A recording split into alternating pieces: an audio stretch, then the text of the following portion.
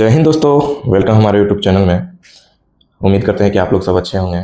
और आज हम लोग न्यू जर्नी को स्टार्ट करने वाले हैं, जो क्लास 12th का चैप्टर नंबर 1 इलेक्ट्रोस्टैटिक्स है। और एनसीईआरटी में जो चैप्टर का नाम दिया है उसका नाम है इलेक्ट्रिक चार्जेज एंड फील्ड।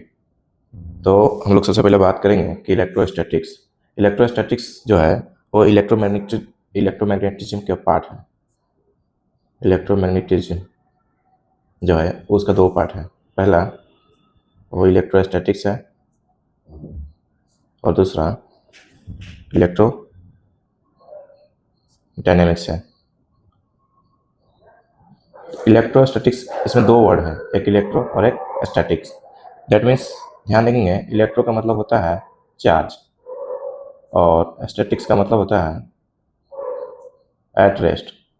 मतलब जो भी इसमें स्टडी करेंगे हम लोग इलेक्ट्रोस्टैटिक्स के अंडर में, वो चार्ज के बारे में स्टडी करेंगे, लेकिन वो चार्ज किस पोजीशन में होगा, रेस्ट पोजीशन में। और इलेक्ट्रोडायनेमिक्स का मतलब होता है कि चार्ज एट मोशन। और चार्ज जब मोशन में होता है तो वही आपको बन जाता है इलेक्ट्रिक करंट, और उसी से फिर उसका मैग्नेटिज्म आता है, और मैग्नेटिज्म के कारण ही आपका इलेक्ट्रोमैग्नेटिक इंडक्शन हो जाएगा और अल्टरनेटिव करंट हो गया, मतलब इत्यादि हो जाएगा इस टाइप से। तो आज हम लोग चैप्टर नंबर 1 को देखेंगे, जिसमें इलेक्ट्रोस्टैटिक्स के बारे में पढ़ेंगे। तो सबसे पहला टॉपिक जो है हम लोग ध्यान देंगे वो चार्ज है। What is charge? तो चार्ज जो है ये किसी प्रॉपर्टीज का मैटर है, मतलब किसी बॉडी का ये प्रॉपर्टीज है, वो एक्सटर्नल है और इंटरनल भी है। मतलब लिख सकते हैं intrinsic property of matter is called charge, या लिख सकते हैं intrinsic property of matter which can attract और रिपेल ईच अदर। हम लोग जानते हैं कि चार्ज जो है वो किसी बॉडी का, किसी वस्तु का क्या है, प्रॉपर्टी है। मतलब वो किसा प्रॉपर्टी, इंट्रिंसिक का मतलब होता है एक्सटर्नल और इंटरनल, ये दोनों को ऐड करेंगे तो उसका एक वर्ड आता है, शॉर्ट में इंट्रिंसिक बोलते हैं। तो चार्ज को जो डिनोट करते हैं, मतलब डिनोटेड बाय, कहीं कहीं कैपिटल क्यू से और स्मॉल क्यू से भी डिनोट करते हैं। अब इसका एसआई यूनिट जो होता है वो कूलॉम होता है, जिसको सी द्वारा डिनोट किया जाता है। अब चार्ज जो होता है लिख सकते हैं it is a scalar quantity, क्योंकि इसके पास कोई डायरेक्शन नहीं होता है, सिर्फ मैग्नीट्यूड की बात करता है। और हम लोग जानते हैं कि चार्ज जो होता है, चार्ज इज टू टाइप्स। पहला पॉजिटिव चार्ज और दूसरा negative charge.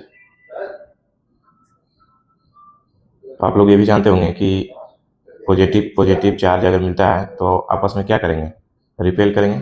Repel that means दोनों आपस को अगर सटाएंगे तो सटता नहीं है। और निगेटिव भी क्या करेगा, रिपेल करेगा।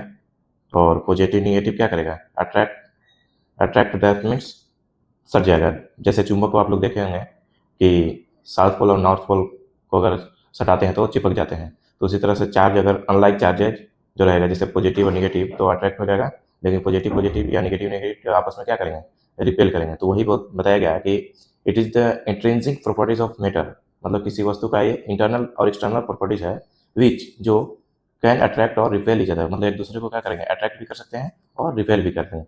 ये इसके मदद से आप लोग समझ गए होंगे कि अट्रैक्ट कब करेगा और रिपेल कब करेगा। तब लोग ध्यान देंगे कि थोड़ा सा एक कॉन्सेप्ट है उसको क्लियर करेंगे कि चार्ज और मास में क्या डिफरेंस है। ठीक है, तो देखेंगे कि हम लोग पढ़े अभी, चार्ज जो होता है वो 2 टाइप का होता है, लेकिन मास का कोई टाइप्स नहीं होता है। तो आप लोग लिख सकते हैं, और अभी जानते हैं कि ग्रेविटेशनल फोर्स के कारण जो मासेस है वो आपस में सिर्फ अट्रैक्ट करते हैं, मतलब यूनिवर्स में जितने भी ऑब्जेक्ट हैं एक दूसरे को क्या करते हैं, अट्रैक्ट करते हैं बाई ग्रेविटेशनल लॉ से। लेकिन चार्ज जो हम लोग पढ़े हैं, चार्ज क्या करता है, अट्रैक्ट भी करता है और रिपेल भी करता है। तो मतलब लिख सकते हैं कि पहला electric charge can positive, negative and zero. मतलब ये है कि इलेक्ट्रिक चार्ज जो हो सकता है पॉजिटिव हो सकता है, नेगेटिव भी एंड जीरो भी हो सकता है।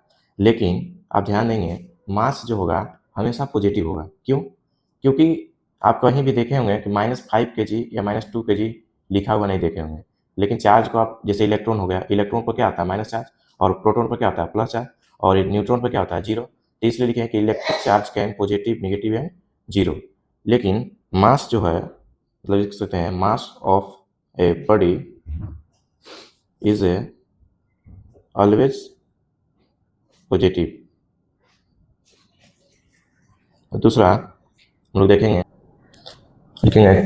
तो कि चार्ज जो है, charge does not depend on velocity. मतलब अगर वेलोसिटी बढ़े या घटे उसके चार्ज पे कोई इफेक्ट नहीं पड़ता है। लेकिन ये जो मास है, मास वेलोसिटी जैसे जैसे बढ़ेगा वैसे वैसे मास भी क्या करेगा, इंक्रीज करेगा। मतलब लिख सकते हैं कि mass of a body increase with velocity.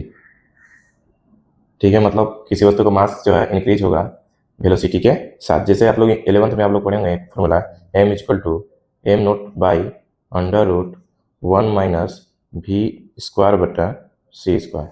ये आपको फॉर्मूला देखें, m जो है मास है और m naught that is initial mass होता है, और v जो है स्पीड है, और c जो है आपको लिख सकते हैं वे c स्पीड ऑफ लाइट है, स्पीड ऑफ लाइट। ये तो आप लोग जानते होंगे कि 3 × 10⁸ मीटर पर सेकेंड होता है, और भी जो है वेलोसिटी ऑफ मास हो जाएगा। तो अब ध्यान देंगे जैसे जैसे आपका वेलोसिटी बढ़ेगा, मतलब आप ध्यान देंगे कि यहाँ जो सी स्क्वायर है, स्पीड ऑफ लाइट हमेशा क्या है, ज़्यादा रहेगा किससे, मास का वेलोसिटी से। तो 1 माइनस कुछ भी होगा तो 1 से कम ही आएगा। मतलब जब ये इसका वैल्यू ज़्यादा रहेगा दैट मीन्स कि ये डिवाइड होगा तो ये मान जो आएगा हमेशा 1 से कम आएगा, और 1 माइनस मतलब ये पूरा जो है टर्म जो है वो छोटा आएगा, और छोटा आएगा मतलब क्या, ये मान हमेशा क्या चीज़ में आएगा, पॉजिटिव में आएगा। तो मास ऑलवेज पॉजिटिव, और जैसे जैसे स्पीड का मान बढ़ेगा वैसे वैसे आपका मास भी बढ़ेगा। अब तीसरा देखेंगे कि चार्ज को जो है हम लोग क्वांटाइज कर सकते हैं, लेकिन मास को हम लोग नहीं कर सकते हैं। और आप देखते होंगे कि इलेक्ट्रिक चार्ज को आप कंजर्व कर सकते हैं। जैसे कहने का मतलब अगर एक आइसोलेटेड सिस्टम है तो उसमें 2 कूलम और चार्ज है, तो अगर दूसरा बॉडी में कुछ रब करेंगे तो उसका जो रिजल्ट आएगा नेट, मतलब आगे पढ़ेंगे क्वांटाइजेशन ऑफ चार्ज में। अभी हम लोग थोड़ा सा कंजर्वेशन ऑफ चार्ज और क्वांटाइजेशन ऑफ चार्ज उसका प्रॉपर्टीज है, चार्ज का प्रॉपर्टीज, तो उसमें हम लोग बात करेंगे। लेकिन अभी लिख सकते हैं यहाँ पे कि electric charge is always conserved. और यहाँ पे लिखेंगे तीसरा, mass is not conserved but mass can be converted into energy.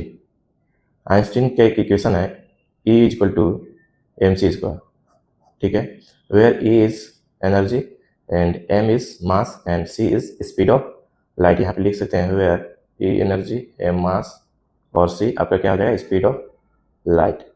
That means कि मास को आप एनर्जी में कन्वर्ट कर सकते हैं और एनर्जी को मास में, लेकिन चार्ज को आप कुछ किसी चीज़ में कन्वर्ट नहीं कर सकते। मतलब इसको सिर्फ ट्रांसफर कर सकते हैं, वो चार्ज ही रहेगा, ठीक है। और जैसे कहने का मतलब हो गया, जैसे अगर बोलेगा कि 5 kg है और इसका एनर्जी कितना होगा, इसके पास कोई वस्तु है जिसका वेट मतलब मास जो है 5 kg है, तो उसके पास एनर्जी कितना होगा, तो आप लिख सकते हैं E इक्वल टू m की जगह कितना है 5 और इंटू c का मान कितना है 3 × 10⁸ ये स्पीड ऑफ लाइट है, तो उसको होल स्क्वायर करके आप एनर्जी को फाइंड कर सकते हैं, ठीक है। तो और नेक्स्ट लिख सकते हैं आप चौथा कि चार्ज जो है वो अट्रैक्टिव एज वेल एज क्या है, रिपल्सिव है, लेकिन मास ऑलवेज क्या करता है, अट्रैक्ट करता है। मतलब लिख सकते हैं charges always, charges attractive as well as repulsive. And ये क्या है, masses always attractive in nature. मतलब मास ऑलवेज क्या करता है, अट्रैक्ट। दो वस्तु अगर रखा है तो आपस में क्या करेंगे, अट्रैक्ट ही होंगे, ये रिपेल कभी नहीं होंगे, ठीक है। ये चीज़ को ध्यान रखेंगे कि चार्ज जो है वो अट्रैक्टिव और रिपल्सिव दोनों होता है, लेकिन मास जो है हमेशा अट्रैक्टिव होगा। तो यहाँ तक उम्मीद है कि आपको अच्छा से क्लियर हो गया होगा। मास एंड चार्ज के बारे में थोड़ा सा कॉन्सेप्ट है, इसको थोड़ा ध्यान देंगे क्योंकि कभी कभी एग्जाम में ये, और इस इक्वेशन को हमेशा याद रखेंगे क्योंकि आपको कभी भी पूछ सकता है V और C का मान दे करके उसका मास का मान। अब देखेंगे कि आखिर चार्ज का प्रॉपर्टीज है क्या। जैसे क्वांटाइजेशन ऑफ चार्ज की बात कर रहे थे, कंजर्वेशन ऑफ चार्ज की बात कर रहे थे, तो लिखेंगे, हेडिंग बना लीजिए, properties of charges, properties of charge. ठीक है, तो आप देखेंगे कि पहला जो है quantization of charge. Quantization of charge that means ये जो है हमेशा फिक्स वैल्यू रहेगा। मतलब आप लिख सकते हैं available in fix value. Fixed value that means लिख सकते हैं कि आपको ये 1 2 3 ये 2.5 इस टाइप का नहीं हो सकता है। ठीक है, तो आप लिख सकते हैं कि the smallest charge that can exist, the smallest charge that can exist independently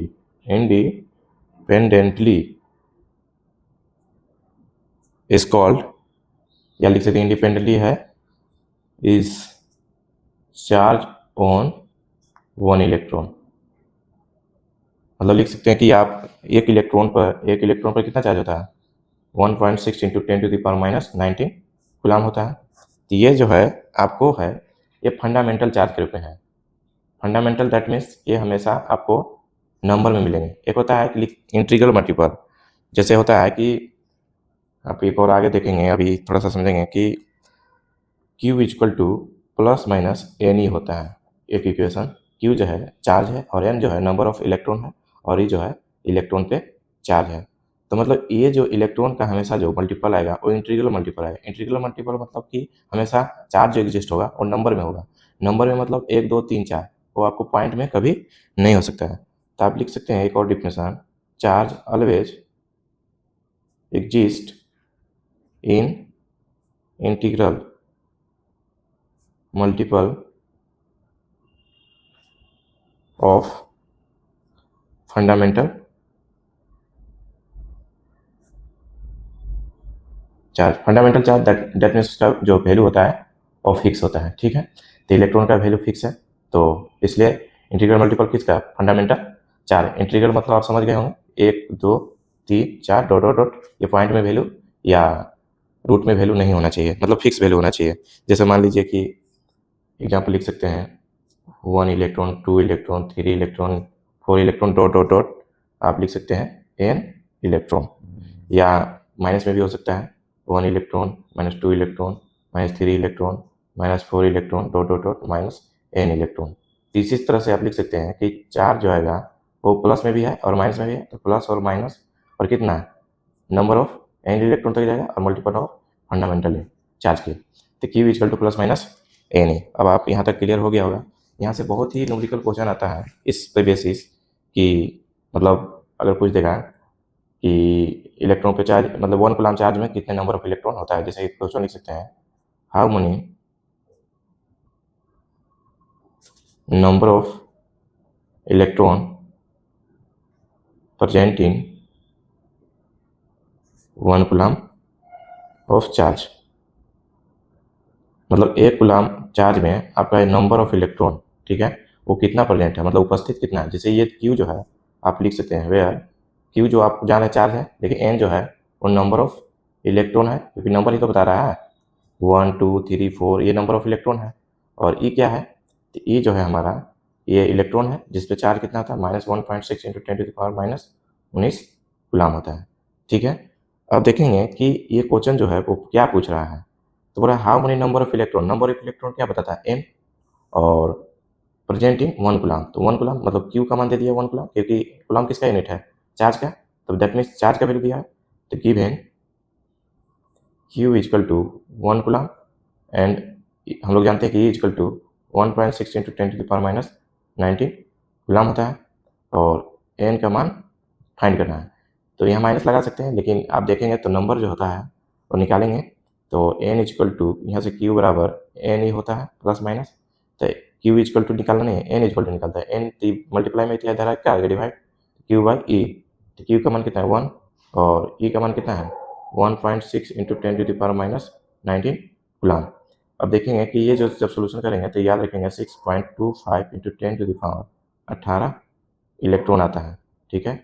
तो याद रखेंगे कि आपका 1 कूलम जो चार्ज है उसमें जो इलेक्ट्रॉन होते हैं, number of electron 6.25 into 10⁻18 electron होता है। ये आपको ऑब्जेक्टिव में हमेशा पूछता है, इसलिए आपको हम डायरेक्ट यहीं पे क्वेश्चन को क्लियर कर दिए ताकि आपको याद रहे कि हमेशा कि 1 कूलम आवेश में कितना इलेक्ट्रॉन होता है, ठीक है। अब इसी तरह से देखेंगे क्वेश्चन और भी। ये क्वेश्चन ले लेते हैं, can a charge of +8 into 10⁻18 coulomb be given to a body। मतलब क्या एक चार्ज को इतना कूलम, मतलब किस क्या कैन ए चार्ज ऑफ इतना be given to a body, मतलब किसी वस्तु को इतना चार्ज हम लोग दे सकते हैं या नहीं, ठीक है, वो हमें फाइंड करना है।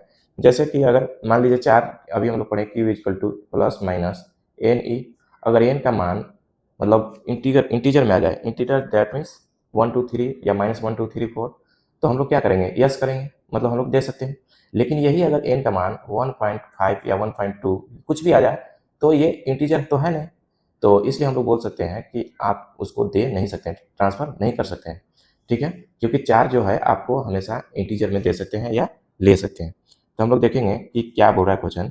तो Q equal to plus minus n ही होता है और Q का मान कितना है 8 इंटू 10⁻⁻18 इक्वल टू एन का मान तो निकालना है और इलेक्ट्रॉन पर चार्ज कितना है 1.6 इंटू 10⁻⁻19 कूलम होता है। तो और यहाँ भी कूलम से क्या आ जाएगा कैंसिल। तो एन इक्वल टू जब निकालेंगे तो ये मल्टीप्लाई में इधर डिवाइड हो जाएगा, मतलब 8 इंटू 10⁻18 बाई 1.6 इंटू 10⁻19। अब देखेंगे कि ये जब पॉइंट को हटाएंगे तो ये यहाँ पे एक जीरो आ जाएगा, तो 16 पच्चीस क्या आ जाएगा 80, और ये माइनस में तो ऊपर जाके क्या आ जाएगा प्लस, तो ये माइनस में 18 है, ये प्लस में 19 हो जाएगा, तो 5 इंटू कितना हो जाएगा सिर्फ 10⁻1, मतलब दैट मीन्स क्या 50। तो ये क्या है इंटीजर है कि नहीं है, तो हाँ इंटीजर है, तो इसलिए हम लोग क्या कर सकते हैं यस, आपको क्या करते हैं गिवन कर सकते हैं, मतलब आप एक वस्तु को इतना चार्ज दे सकते हैं। अब समझ में आ गया होगा, उम्मीद है कि। अब देखेंगे कि